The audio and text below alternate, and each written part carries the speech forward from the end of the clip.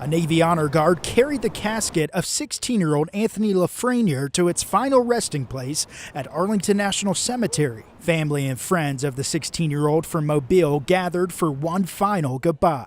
The Lord lift up his countenance upon him and give Anthony him will be buried alongside service members from every war in American history.